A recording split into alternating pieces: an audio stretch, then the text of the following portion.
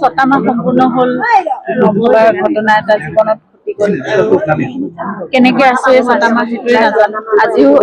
কোৰ্টত আমাৰ শুনানি আছিল গতিকে সেই ন্যায় প্ৰক্ৰিয়া চলি আছে আজি এটা ঘটনাও হৈছে ফাষ্ট ট্ৰেক আদালতৰ কথা কৈছে গতিকে এতিয়া কথাবোৰ অলপ ক্ষিপ্ৰতৰ হওক আৰু আমি জীৱন এতিয়ালৈকে আমি এই ছটা মাহে এটাও একোৱে উত্তৰ পোৱা নাই গতিকে সেই উত্তৰ যাতে আমি সংবিধান এটা সোনকালে পাওঁ এই অস্থিৰতাবোৰ অসমৰ মানুহৰ মনত যিখিনি অস্থিৰতা আছে যিটো প্ৰশ্নৰ উত্তৰহীন এটা প্ৰশ্ন সদায় আমি কঢ়িয়াই ফুৰিছো এই গোটেইখিনিৰ যাতে উত্তৰ আহে সোনকালে আৰু সংবিধান পাওঁ দুখীয়ে শাস্তি পাওক সেই কথাটোৱে মনে প্ৰাণে আমি বিচাৰিছো এতিয়া আৰু বাকী সকলো আনুষংগিক কাম হৈ থাকক জুবিনৰ আদৰ্শ কামবোৰ হৈ থাকিব লাগিব আমি আপোনালোকক সকলোকে সেইটোৱে প্ৰাৰ্থনা জনাইছো এই অসমবাসী আপোনালোক সংবাদ মাধ্যম বা সকলোৱে মিলি জুবিনৰ আদৰ্শৰ যিখিনি কাম আৰু জুবিনে সদায় সেইটোৱে কথা কৈছিলে যে মই মোতকৈ বেছি মোৰ কামবোৰ মনত ৰাখিলে মই বেছি ভাল পাম গতিকে জুবিনৰ কামেৰে জুবিনৰ আদৰ্শৰে আমি তেওঁ সদায় অমৰ কৰি ৰাখিব লাগিব সেইটোৱে আৰু মোৰ অন্তৰৰ পৰা মই সেইটোৱে প্ৰাৰ্থনা কৰিছো আৰু সকলো জুবিন প্ৰেমী সেইটোৱে বিচাৰিব যে সকলোৰে প্ৰাণে প্ৰাণে জুবিন থাকক সকলোৰে আত্মাত এটা এটা অংকুৰ হৈ এটুকুৰা হৈ জুবিন সদায় থাকক আৰু তেওঁৰ আদৰ্শ চিৰন্তন অসমত বৈ থাকক প্ৰজন্মৰ পৰা প্ৰজন্মলৈকে প্ৰাৰ্থনা কৰিছো সেইদিনাও আহি গৈছো কৈছো যে কথাবোৰ তেওঁলোকে এতিয়া আৰম্ভ কৰিছে কামবোৰ ভালকৈ হওক সেইটোৱে বিচাৰিছো পলম হ'ল সেইটো কথাত আমাৰ আক্ষেপ আছিল কিন্তু এতিয়া কামখিনি কৰিবলৈ আৰম্ভ কৰিছে যেতিয়া সকলো নিয়াৰিকৈ হওক আৰু জুবিন ক্ষেত্ৰৰ নক্সাখন বাউণ্ডেৰী ৱালৰ কামখিনি তেওঁলোকে কৰি থকাৰ মাজতে নক্সা এখনো তৈয়াৰ কৰক আমি এটা মই সেইদিনাও একেখিনি কথাই কৈছোঁ যে এটা মিউজিয়াম এটা লাইব্ৰেৰী তাৰ ভিতৰত এটা অ'পেন ষ্টেজ আৰু জুবিনৰ বহু সামগ্ৰী আছে এতিয়া উপহাৰ বহুত ঠাইৰ পৰা বহুত লোকে আহি পেলাই দিছে এই সকলোবোৰ ধুনীয়াকৈ সংগ্ৰহালয়ত সংৰক্ষিত হওক আৰু তাৰোপৰি সৰুকৈ এটা অডিঅ' ভিজুৱেল ৰুম হওক য'ত জুবিনৰ এখন ডকুমেণ্টাৰী বা তেওঁৰ চিনেমাবোৰ বা যিকোনো ধৰণৰ এনেকুৱা গীত তাত স্ক্ৰিনিং হৈ থাকিব পাৰে আৰু মুকলি মঞ্চখন নতুন প্ৰজন্মৰ বাবে বা সকলোৰে বাবে এক স্থান হওক য'ত জুবিনৰ কামবোৰ বা তেওঁলোকৰ নতুন নতুন কামবোৰ কাৰণ জুবিনে সদায় নতুন প্ৰজন্মৰ নতুন কামক সদায় উৎসাহ দিছিল গতিকে সেই সাধনাৰ চৰ্চাবোৰ চলি যাওক সকলোবোৰ পজিটিভ হওক আৰু সকলো সৃষ্টিমুখী হওক সেইটোৱে কামনা কৰিছোঁ তেতিয়াই জুবিন জীয়াই থাকিব আমাৰ অন্তৰত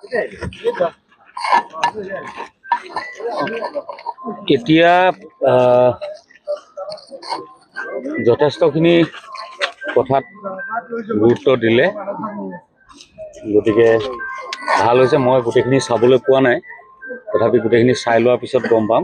কিমানখিনি কামৰ অগ্ৰগতি হ'ল আৰু নোহোৱাখিনিও জনাম গতিকে সেই ৰাইজে চকু কাণ মুখ খুলি ৰাখিব লাগিব ন মৌন মুনি হৈ থাকিলে নহ'ব যিটো সঁচা কথাটো খোলাকৈ ক'বলৈ পাৰিব লাগিব নহ'লে কথাবোৰ এনেকৈ থাকিব গতিকে এইটোৱে মই ক'বলগীয়া সকলোৱে নিজে বুজি আগবাঢ়ি গ'লে হ'ল আজি ফাষ্ট ট্ৰেক আদালতত কথা ঘোষণা কৰিছে কি ক'ব সেইটো বহুত আগতে হ'ব লাগিছিলে তথাপি হৈছে যেতিয়া ভাল বুলি ক'ম আৰু মই নিজেও আজি এজনীয়া আমাৰ ন্যায়িক বিচাৰপীঠৰ আগত আজি সাক্ষ্য প্ৰদান কৰি আহিছোঁ এইমাত্ৰ তাৰ পৰাই আহিছোঁ গতিকে আজি ছমহীয়া দিনটো যিখিনি হ'ব বুলি ভাবিছিলোঁ সেইখিনি হৈ নুঠিলেও অন্ততঃ আমাৰ দাবী দুবাত যিখিনি হৈ উঠিব লাগে সেইখিনি আজি হৈ উঠিছে সেইকাৰণে জুবিনদাৰ ওচৰলৈ আহি ভাল লাগিছে এটা কথাত যে মই তেখেতৰ চকুত আজি চকুত হৈ থিয় হ'ব পাৰিছোঁ নহ'লে বৰ লাজ পালোঁ তহঁতি থাকি কি কৰিম আজি কমিটি এখন বনোৱাৰ কাৰণে আহ্বান দিছিলোঁ মই অৱশ্যে 6 বজাতে আহি পোৱা কথা আছিল কিন্তু ন্যায়িক আয়োগৰ শুনানিৰ কাৰণে মই বহুত পলমকৈ তাৰ পৰা আজৰি হৈছোঁ এতিয়া আমাৰ বন্ধুসকল আহি আছে গোটেইবোৰ লগ হৈ আমি এখন তেনেকুৱা তদৰ্থ কমিটি এখন বনাম ইয়াতে যাতে মই সদায় আহিব নোৱাৰোঁ তেওঁ সদায় আহিব নোৱাৰে সকলোৱে খবৰ খাতিখিনি লৈ থাকিব আৰু চকু ৰাখিব কামৰ গতিৰ ওপৰত কাৰণ অসমবাসী সেইটোৱে বিচাৰিছে কোনোবা লখিমপুৰত থাকে কোনোবা ধেমাজিত থাকে কোনোবা ডিব্ৰুগড়ত থাকে সদায় আহিব নোৱাৰে কিন্তু সকলোৱে বিচাৰে যে জুবিন ক্ষেত্ৰখন খুব ধুনীয়াকৈ হয় গতিকে আমাৰ কমিটিখনৰ জৰিয়তে তেখেতসকলেও বাৰ্তাবোৰ পাই থাকিব যিগৰাকী বিশ্বৰত্ন মানৱ দৰদী, লগতে আমাৰ সকলোৰে হিয়াৰ আমঠু প্ৰাণৰ শিল্পী, আমাৰ সকলোৰে আচলতে সাহস আছিলে, গোটেই অসমখনৰ এক মুৰব্বী অভিভাৱক আছিল। আজি সকলো দিশ উকা, কিন্তু যিয়ে নহওক আজি আমাৰ ফাকুৱা আহিল ৰং নালাগিলে, পূজা আহিলে পূজা নালাগিল, এতিয়া বিহু আহিছে বিহু লগা নাই, উকা উৰুঙা। বহুত ঠাইত বিহু কমিটিসমূহে বিহু উদযাপন কৰাৰ পৰা বিৰত ৰাখিছে। এইবাৰ মানে তেওঁলোকে বিহু অনুষ্ঠানৰ পৰা আঁতৰি আছে। লতাশিলৰ নিচিনা এক ঐতিহ্যমণ্ডিত যি প্ৰথম মঞ্চ বিহু, তেওঁলোকেও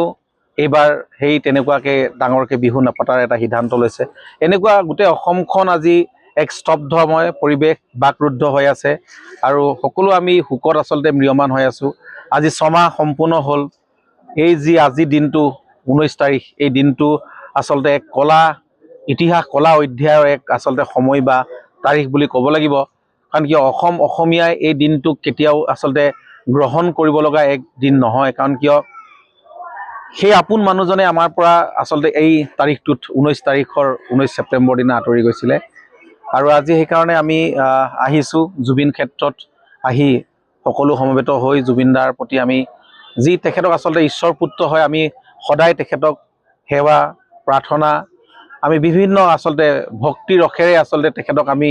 সদায় পূজা অৰ্চনা কৰি থাকোঁ আৰু আমাৰ বুকুত থাপনা পাতি আমি সেৱা জনাই আছোঁ এই মহান মানৱগৰাকীক, ঈশ্বৰ পুত্ৰগৰাকীক। আৰু আজি গৰিমাবৌ আহিছে, তেখেতে কান্দিয়েই আছে আৰু বিভিন্ন ধৰণৰ আচলতে গোটেই পৰিৱেশৰ মাজত তেখেতে কেনেধৰণে পাৰ কৰিছে আটাইতকৈ ডাঙৰ কথা। আৰু আচলতে আমিয়েই স্বাভাৱিক হ'ব পৰা নাই, তেওঁ কিমান দুখত আছে এইটো এটা বহুত ডাঙৰ কথা। কিন্তু আজি এই জুবিন ক্ষেত্ৰত আহি ইমানখিনি মানুহ সকলোৱে আমি একেলগে আকৌ মায়াবিনী গীতটি আজি গালোঁ। কাৰণ তেখেতে কৈছিল যে মায়াবিনী গীতেৰে আমি তেখেতক আমি যেন ক'ৰবাত নহয় ক'ৰবাত এটা মানে বিচাৰি পাওঁ, এনেকুৱা অনুভৱ হয়। আৰু আজি আৰু এটা ঐতিহাসিক দিন আচলতে বুলি ক'ব লাগিব। কাৰণ কিয় ইতিমধ্যেই মুখ্যমন্ত্ৰী ডাঙৰীয়াই ঘোষণা কৰিছে, তেখেতে এক্সৰ যোগে পোষ্ট কৰিছে যে ফাষ্ট ট্ৰেক আদালতখনত তেখেতে ইতিমধ্যে গোটেই প্ৰক্ৰিয়াটো মানে লৈ গৈছে, প্ৰেৰণ কৰিছে। ফাষ্ট ট্ৰেক আদালতত তেওঁলোক পঠিয়াই দিছে গোটেই কথাখিনি। আৰু আজিৰ পৰা প্ৰত্যেক দিনাই আচলতে শুনানি হ'ব আৰু এয়া আমাৰ কাৰণে ভাল খবৰ। আৰু আমি যিহেতু ন্যায় বিচাৰি কিনে আমি এখন যুঁজ দি আছোঁ, সংগ্ৰাম কৰি আছোঁ, সকলোৱে #জাষ্টিছ4জুবিন গাৰ্গ লিখি আছোঁ। আৰু প্ৰত্যেকেই অসমৰ ৰাইজে আচলতে বুকুৰ চিঞৰ আছিল যে জুবিন দাই সোনকালে ন্যায় পাব লাগে আৰু ফাষ্ট ট্ৰেক আদালত দিব লাগে। এই ৰাইজৰ বুকুৰ চিঞৰবিলাক আজি ক'ৰবাত নহয় ক'ৰবাত যে শুনিছে, ন্যায়পালিকায়ো তেখেতসকলৰ দায়িত্ব পালন কৰিছে। আৰু আমি আশা কৰিছোঁ জুবিন গাৰ্গৰ আমি ন্যায় পামেই আৰু পাবই লাগিব। অসমীয়া জাতি জীয়াই থকালৈকে জুবিন গাৰ্গক কোনেও ন্যায়ৰ পৰা বঞ্চিত কৰিব নোৱাৰে, এয়া স্পষ্ট কথা। আৰু সেয়া য'তেই যি নহওক, এটা কথা যে আমি ভাবিলে ভুল হ'ব যে কোনোবা ৰাজনৈতিক দলত আছে, কোনোবা অৰাজনৈতিক দলত আছে, যে বোলে কোনোবাই আমুক দলত থাকি কিনে ন্যায় বিচাৰিছে, কোনোবাই আমুক দলত থাকি ন্যায় বিচৰা নাই, এনেকুৱা কেতিয়াও হ'ব নোৱাৰে। প্ৰত্যেকগৰাকী সঁচা অসমীয়াই, প্ৰত্যেকগৰাকী এই হৃদয়ত মানে জীৱ থকা প্ৰত্যেকগৰাকী প্ৰাণীয়েই জুবিন গাৰ্গৰ ন্যায় বিচাৰিছে। আপোনালোকে জানে যে ইয়াতেই চৰাই আহিও বাঁহ লৈছেহি, সেই চৰাইকেইটাইও জুবিনদাৰ আচলতে ন্যায় বিচাৰিছে, জুবিনদা শান্তিত থকা বিচাৰিছে। আপোনালোকে দেখিছে যে বিভিন্ন ধৰণৰ কাৰ্য হৈছে। আৰু আটাইতকৈ ডাঙৰ কথা, জুবিনদাৰ নামত এপাহ ফুল আৱিষ্কাৰ হৈছে, সেইটো আমাৰ ডাঙৰ কথা। আৰু প্ৰকৃতিয়েই জুবিন গাৰ্গক আচলতে স্বীকৃতি দিছে, আৰু তাতোতকৈ আৰু কি ডাঙৰ হ'ব পাৰে। সেইকাৰণে কৈছোঁ যে জুবিনদাই ন্যায় পাব, জুবিনদাই ন্যায় পাব লাগিব। আৰু আমাৰ ন্যায়পালিকাৰ ওপৰত আমাৰ আশ্বাস আছে আৰু আমি চৰকাৰখনৰ ওপৰতো বিশ্বাস ৰাখিছোঁ, মুখ্যমন্ত্ৰীগৰাকীৰ ওপৰত। তেখেতে আজি ইমান দিনে যিখিনি কাম কৰিছে, আমি আশা কৰিছোঁ যে হয় লেহেমীয়া হৈছে, ক'ৰবাত নহয় ক'ৰবাত লেহেমীয়া হৈছে, কিন্তু জুবিন গাৰ্গে ন্যায় পোৱাৰ ক্ষেত্ৰত কেতিয়াও বিৰত নহয়। এইখিনি আমাৰ তেখেতৰ ওপৰত বিশ্বাস আছে আৰু তেখেতে কৰিব, আৰু তেখেতৰ নামটো অসমৰ ইতিহাসত ৰৈ যাব তেতিয়া। কাৰণ কি জুবিন গাৰ্গক হিমন্ত বিশ্ব শৰ্মা ডাঙৰীয়াই ন্যায় দিব পাৰিলে, এই কথাষাৰ কিন্তু সমগ্ৰ অসমীয়াই সদায় মনত ৰাখিব। কাৰণ কি মুখ্যমন্ত্ৰী সদায় স্থায়ী নহয় বা ৰাজনীতি কেতিয়াও স্থায়ী নহয়, জুবিন গাৰ্গ কিন্তু অসমৰ স্থায়ী। জুবিন গাৰ্গ অসমৰ আকাশে বতাহে সদায় জুবিন গাৰ্গ থাকিব আৰু জুবিন গাৰ্গ প্ৰবাহমান হৈ থাকিব। সেইকাৰণে মই কৈছোঁ যে আমি আকাশতো শুনিছোঁ জয় জুবিন দা, আমি বতাহতো শুনিছোঁ জয় জুবিন দা, আমি এইফালে শুনিছোঁ জয় জুবিন দা, আমি সেইফালে শুনিছোঁ জয় জুবিন দা, আমি উজনিতো শুনিছোঁ জয় জুবিন দা, আমি নামনিতো শুনিছোঁ জয় জুবিন দা, আমি সকলোতে শুনিছোঁ জয় জুবিন দা। আমি চিঞৰি কম জয় জুবিন দা, আমি বাৰে বাৰে কম জয় জুবিন দা, আমি সদায়ে কম জয় জুবিন দা। সেইকাৰণে এবাৰ সকলোৱে চিঞৰক জয় জুবিন দা, জয় জুবিন দা, জয় জুবিন দা। এয়াই হ'ল জুবিন দাৰ প্ৰতি মানুহৰ থকা মানে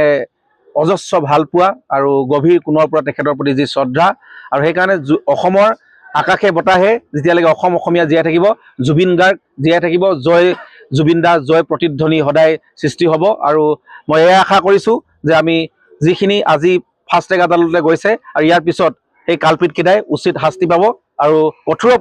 কঠোৰতম শাস্তি পাব লাগিব অসমবাসী ৰাইজে যি ধৰণে তেখেতসকলৰ শাস্তি বিচাৰিছে তেনেধৰণেই শাস্তি পাব লাগিব আৰু নহ'লে অসমবাসী ৰাইজে কেতিয়াও ৰেহাই নিদিয়ে কাৰণ কিয় অসমবাসী ৰাইজৰ বুকুৰ আদালতৰ পৰা অসমবাসী ৰাইজৰ আদালতৰ পৰা তেখেতসকলক ইতিমধ্যেই শাস্তি বিহিছে কাৰণ কিয় তেখেতসকলে মুকলি আকাশৰ তললৈ আহিলেই তেখেতসকলক ৰাইজে বিহিত ব্যৱস্থা গ্ৰহণ কৰিব ৰাইজে উচিত আচলতে তেখেতসকলক শাস্তি দিব এইখিনি তেওঁলোকে জানে আৰু সেইকাৰণে তেওঁলোকে মুকলি আকাশৰ তললৈ আহিবলৈ জামিন আবেদন তেওঁলোকে নাকচ কৰিছে আৰু তেওঁলোকে ওলাই আহিব নোৱাৰে সেইকাৰণে মই সকলোকে সচেতন হৈ থাকিবলৈ অনুৰোধ জনাইছোঁ আৰু এই জুবিন ক্ষেত্ৰখনো আজি আমি আশা কৰোঁ যাতে এই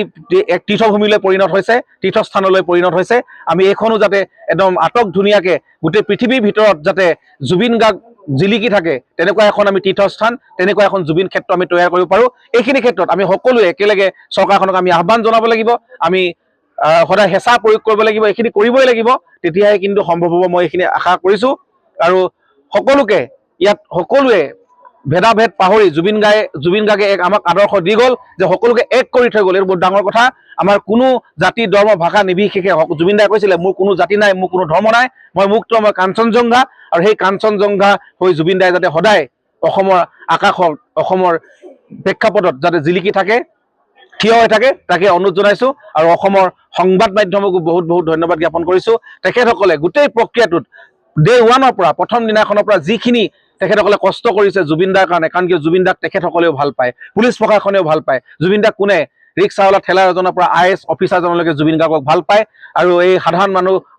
মানুহৰ পৰা একেবাৰে একদম নেতা মন্ত্ৰীলৈকে সকলোৱে জুবিন গাৰ্গক ভাল পাব লাগিব আৰু ভাল পায় এয়া নিশ্চিত আমি আৰু সেইকাৰণে কৈছোঁ যে এই ক্ষেত্ৰত যদি জুবিন দাই ন্যায় নাপায় বা জুবিন দাৰ ন্যায় ক্ষেত্ৰত যদি হেমাহি হয় তেনেহ'লে আৰু অসমৰ সাধাৰণ ৰাইজৰ কি হ'ব সেই এনেকুৱা ধৰণৰ প্ৰশ্ন অৱতৰণ নোহোৱাৰ আগতেই যাতে সকলোখিনি হয় তাকে আশা কৰিছোঁ আৰু সেইকাৰণে আজি আৰু ষ্টেপ আমি আগুৱাইছোঁ ইতিমধ্যেই যে ফাষ্ট ট্ৰেক আদালতলৈ নিয়া বুলি গোটেই কথাখিনি আমাৰ ইতিমধ্যে অৱগত হৈছে সেইকাৰণে আমি আশা কৰিছোঁ যে অতি সোনকালেই এই কালপিতকেইটাই উচিত শাস্তি পাব এয়াই আজি